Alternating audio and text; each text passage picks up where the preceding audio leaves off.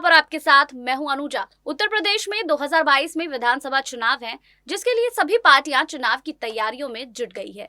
इस बीच बता दें कि समाजवादी पार्टी की तरफ से लगातार गठबंधन की प्रक्रिया जो है वो अब शुरू हो गई है। भाजपा की तरफ से कई शिलान्यास किए जा रहे हैं, तो वहीं कांग्रेस पार्टी की तरफ से प्रियंका गांधी लगातार दौरे करती हुई नजर आ रही है।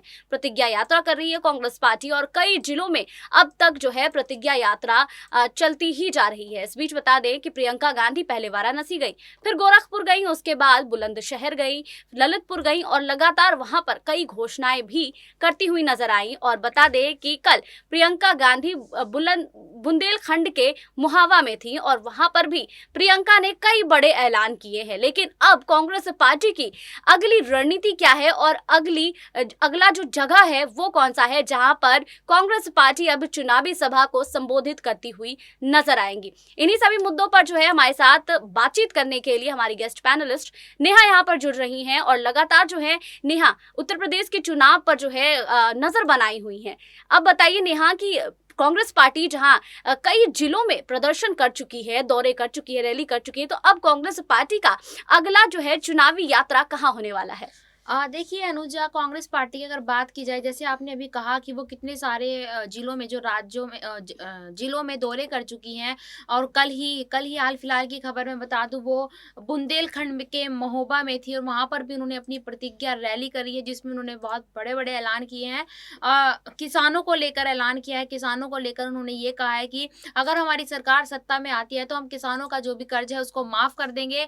इसी के साथ मैं बता दूं कि 10 दिसंबर को सोनिया गांधी एक रैली करने वाली, जिसमें बेरोजगारी और महंगाई को लेकर वो धरना प्रदर्शन करने की बात कही जा रही है। और 2 तारीख को वो उत्तर प्रदेश में ही रैली करने जा रही है। प्रतिज्ञा रैली प्रियंका गांधी करने जा रही है।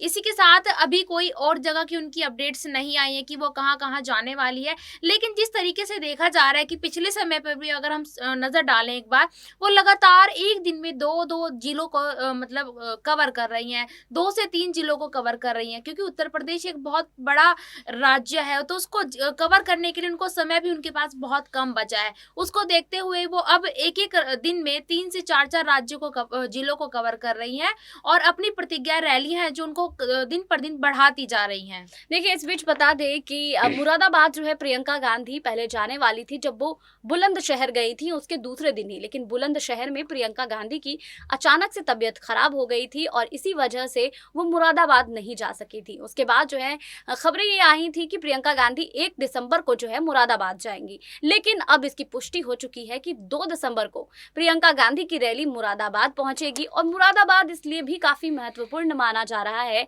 क्योंकि मुरादाबाद जो है प्रियंका गांधी का ससुराल भी है और कह सकते हैं कि यहाँ पर अगर प्रियंका गांधी जाती हैं और यहाँ से जनता का समर्थन अगर उन्हें मिल जाता है तो सत्ता में कांग्रेस पार्टी का आना लगभग तय माना जाएगा। नेहा, मेरा सवाल जो है आपसे है, प्रियंका गांधी और कांग्रेस पार्टी मुरादाबाद में और कौन से बड़े ऐलान कर सकती है?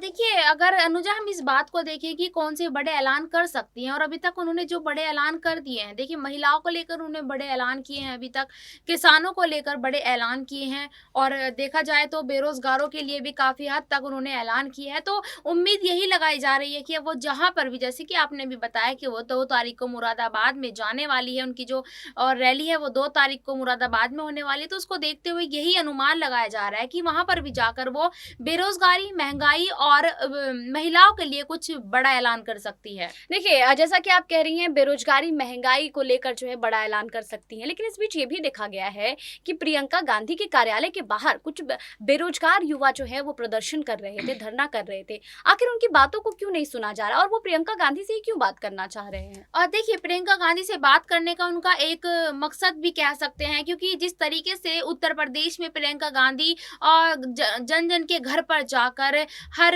पीड़ित परिवार से मिलकर जो भी घटना सामने आती है वो एकदम से वहाँ पीड़ित परिवार के घर पर पहुँच जाती हैं, और जिस तरीके से उन लोगों की मदद की पुकार कर रही हैं और योगी सरकार से मदद के लिए गुहार लगा रही हैं जो भी पीड़ित परिवार है। इसीलिए जो भी उनके लखनऊ में उनके कार्यालय के बाहर जो धरना प्रदर्शन कर रहे हैं शिक्षक या फिर बेरोजगार, वो भी यही मान रहे हैं कि हमारी बात भी प्रियंका गांधी शायद सुन ले। इसीलिए उनके कार्यालय के बाहर रात भर वो आसमान के नीचे ठंड में सोते सोते रहे उनके इंतजार में। देखिए बता दें यहाँ पर कि कांग्रेस पार्टी की तरफ से जो है एक घोषणा की गई है जिसमें 20 लाख युवाओं को रोजगार देने की बात की जा रही है और कह सकते हैं कि इसी वजह से अब बेरोजगार युवा जो है वो प्रियंका गांधी से मुलाकात करना चाहते हैं, अपना दुख दर्द जो है वो प्रियंका को सुनाना चाहते हैं, क्योंकि प्रियंका जब भी कहीं भी किसी भी जिले में दौरे करने जाती हैं तो वहां पर पीड़ित परिवारों से जरूर मिलती हैं और उनकी बातों को सुनती हैं और सरकार से गुहार लगाती हैं, न्याय की मांग करती हुई नजर आती हैं।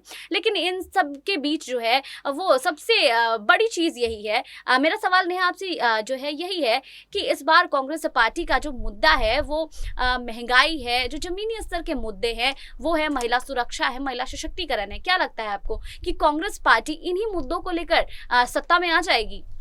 कह सकते हैं अनुजा कि देखिए ये वही मुद्दे हैं जिन पर कभी योगी आदित्यनाथ की सरकार ने नजर नहीं डाली थी।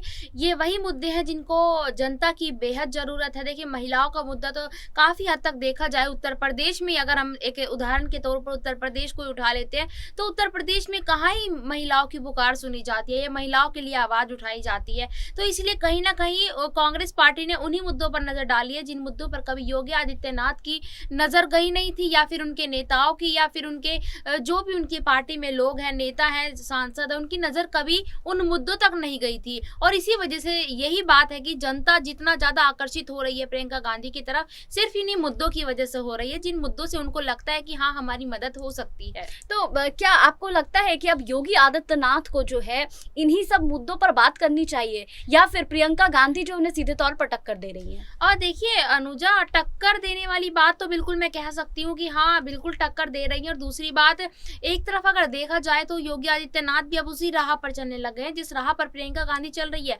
प्रियंका गांधी ने बच्चियों को 12th पास बच्चियों को टैब फोन और वो स्कूटी देने का ऐलान किया था। उसी के 2 से 3 दिन बाद योगी आदित्यनाथ का बयान आ गया था कि जो भी ग्रेजुएशन पढ़ी हुई बच्चियां हैं उनको वो टैबलेट देने की घोषणा उन्होंने की थी। तो देखिए हम बिल्कुल इस बात को कह सकते हैं कि अब योगी आदित्यनाथ को कोई और रास्ता नजर नहीं आ रहा है, वो उसी रास्ते पर चल रहे हैं जिस रास्ते पर प्रियंका गांधी चल चुकी हैं।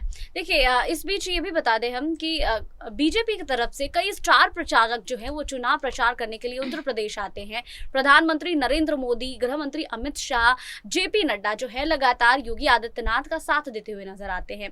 आपको क्या लगता है नेहा कि अब कांग्रेस पार्टी को प्रियंका गांधी को किसका साथ मिल सकता है? हालांकि भूपेश बघेल जो है वो जरूर साथ नजर आते हैं प्रियंका गांधी को, लेकिन आगे आने वाले समय में और किसका किसका साथ मिलेगा प्रियंका को?